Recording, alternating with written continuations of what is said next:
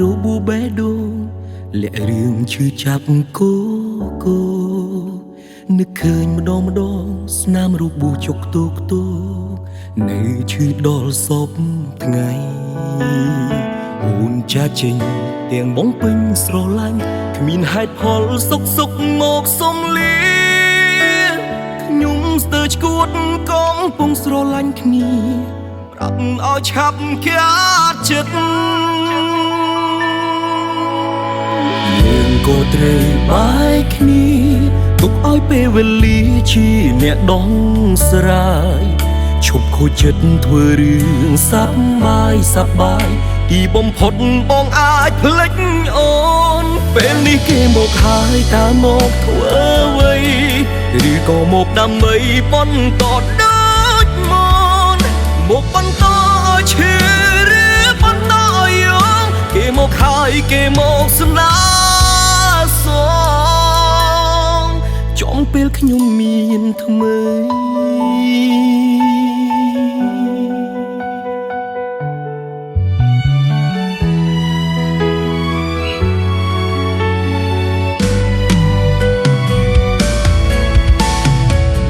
ស្នេហ៍អូនជាអតីតកាលអីលើគឺបាច់ច្បន់បងក៏មានអ្នកថ្មីជួបគ្នាចៃដន្យមានរូបគេទើបបងភ្លេចអូនចាចេញទាំងបងពេញស្រឡាញ់គ្មានហេតុផលសុកមកសុំលាខ្ញុំស្ទើរឈួតកំពុងស្រឡាញ់គ្នាប្រាប់ឲ្យឆាប់ខាតចិត្តពេលនេះគេមកហើយតើមកធ្វើអ្វីឬក៏មកដើម្បីបន្តដូចមុនមកបន្តឲ្យឈឺឬបន្តឲ្យយំគេមកហើយគេមកស្នើសុំ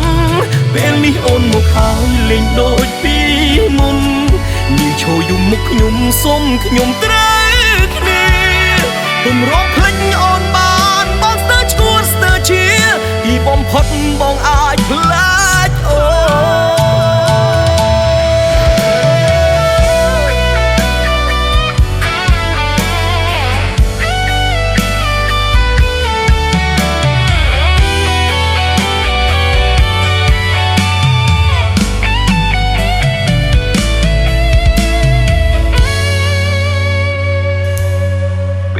គេមកហើយតើមកធ្វើអ្វី